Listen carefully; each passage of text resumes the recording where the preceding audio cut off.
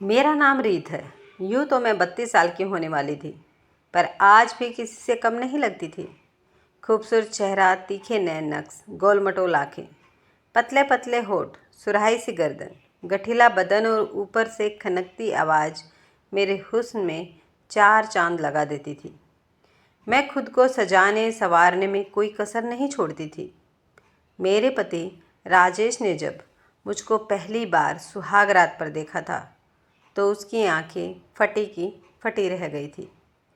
जब 20 साल की उम्र में मैं दुल्हन बनकर ससुराल आई थी तब गांव भर में मेरी खूबसूरती की चर्चा हुई थी।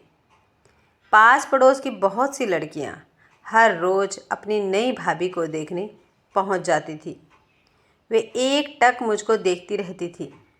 जब मेरी खूबसूरती को लेकर तरह तरह के सवाल जवाब करती तो मैं हंसकर बोलती, धत तेरे की यह भी कोई बात हुई।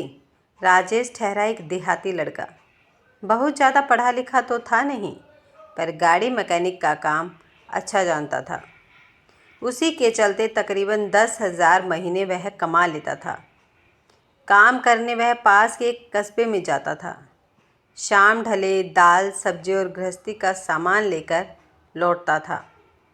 मैं सज संवर कर उसका इंतज़ार कर रही होती थी। अगर कभी राजेश को देर हो जाती तो मैं उसे उल्हाना देते हुए कहती, देखो जी, हम पूरे दिन आपके इंतज़ार में खड़े रहते हैं, पर आपको एक बार भी हमारी याद तक नहीं आती। ज़्यादा सताओगे तो हम अपने मायके चले जाएंगे। यह सुनकर राजेश मेरी जी हुजूरी करने लग जाता था। मैं मान भी जाती थी। गर्मा गर्म जलेबी मेरी कमज़ोरी थी। राजेश घर वालों से छिपाते थोड़ी जलेबी अक्सर लेकर आता था। वक्त तेज़ी के साथ आगे बढ़ता गया। 5 साल बाद घर में 2 बच्चे भी हो गए। फिर शुरुआत हुई उनकी पढ़ाई लिखाई की। गांव में बहुत अच्छे स्कूल तो थे नहीं, इसलिए मैंने राजेश को कस्बे में जाकर रहने के लिए राज़ी कर लिया। कस्बे में आकर राजेश पूरी तरह काम में रम गया। अब उसे पहले से ज़्यादा मेहनत करनी पड़ रही थी। किराए का घर, मोल तोल का सामान, बच्चों की फीस, ऊपर से गांव में माँ बाप के लिए भी कुछ न कुछ भेजने की चिंता हमेशा राजेश को खाए रहती थी। वह ओवर टाइम भी करने लगा था। जिंदगी की भाग दौड़ में राजेश कमज़ोर होने लगा था। अब उसमें पहले जैसा जोश व ताजगी नहीं बची थी। वह खा पीकर रात में जल्दी सो जाता था। उसके पास मेरी तारीफ़ करने के लिए ना तो शब्द बचे थे और ना ही समय बचा था। उन्हीं दिनों राजेश का दूर का रिश्ते का एक भाई संदीप काम की तलाश में उसके पास आया। वह एक कंपनी में नौकरी करने लगा। मेरे पास वाला ही कमरा किराए पर ले लिया। संदीप की ड्यूटी ज़्यादातर रात में ही होती थी। वह आधे दिन आराम करता और बाकी दिन में अपने छोटे मोटे काम निपटा लेता था। मुझसे उसकी पटती खूब बैठती थी। खाली समय में हम दोनों खूब हंसी मजाक करते थे। संदीप मेरी तारीफ़ के पुल बांधता तो मैं मुंह में आंचल भरकर हंस देती थी। संदीप मेरी मस्त हंसी में कहीं खो जाता था। संदीप की अभी शादी नहीं हुई थी। वह मेरे चुलबुलेपन, रंग रूप और मदमस्त अदाओं का दीवाना हो चला था। मैं भी उसे छेड़ने का कोई मौका जाने नहीं देती थी। एक दिन मैं संदीप से बोली थी, गांव कब जाओगे? क्यों, आपके लिए कुछ लाना है? हाँ लाना है। तो है एक देवरानी। संदीप इस पर कुछ झेप सा गया था। इधर बच्चों के स्कूल में छुट्टियां हो गई थी। मेरा भाई सोहन शहर घूमने आया था। वापस जाते समय वह अपने साथ दोनों बच्चों को भी ले गया। नानी के घर के क्या कहने, जाना तो मैं भी चाहती थी, मगर राजेश के ख्याल ने मुझे रोक दिया था। उसके खाने पीने कपड़े धोने की चिंता बनी हुई थी।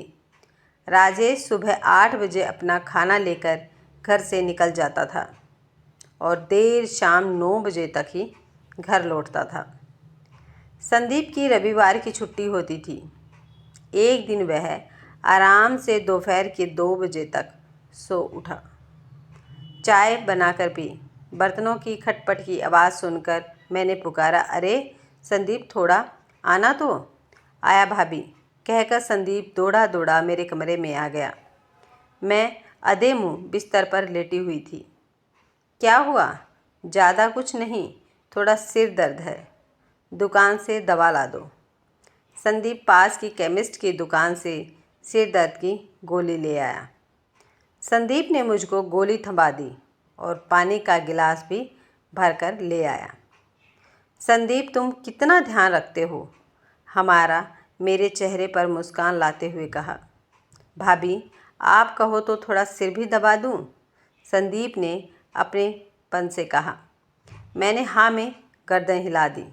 संदीप मेरे सिरहाने एक कुर्सी पर बैठ गया। उसकी जादुई उंगलियां मेरे माथे पर थिरकने लगी। दवा के असर और संदीप की सेवा से मेरे माथे का दर्द तो बंद हो गया, मगर बदन में एक झुंझुरी सी दौड़ गई।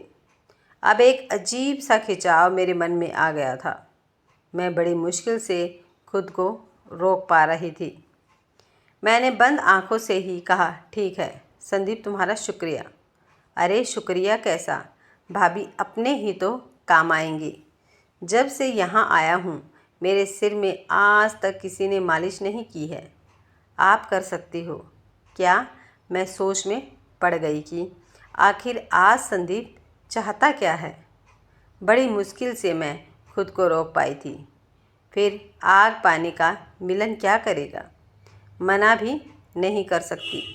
मैंने खुद को वक्त के हवाले कर दिया। मेरी पतली लंबी उंगली संदीप के सिर में हलचल मचा रही थी। वह धीरे धीरे सुध-बुध खो रहा था। उसने मेरी गोल मटोल हथेली को पकड़कर चूम लिया। मैंने अपना हाथ खींचते हुए कहा, यह क्या है संदीप? यह मेरा शुक्रिया है भाभी, मैंने रोमांटिक होते हुए कहा। बस इतना सा शुक्रिया? संदीप ने मुझको अपने सामने की ओर खींच लिया और मुझको अपनी बाहों में भर लिया। फिर मेरे गालों को चूमने लगा। धीरे धीरे हम दोनों एक दूसरे में समा गए। फिर हम दोनों एक दूसरे से अलग हुए और एक दूसरे को देखकर मुस्कुराते हुए बैठ गए। आज मैं बहुत खुश थी। संदीप वापस अपने कमरे में चला गया। अगर आपको ये कहानी पसंद आई है तो वीडियो को लाइक, शेयर और सब्सक्राइब करना ना भूलें।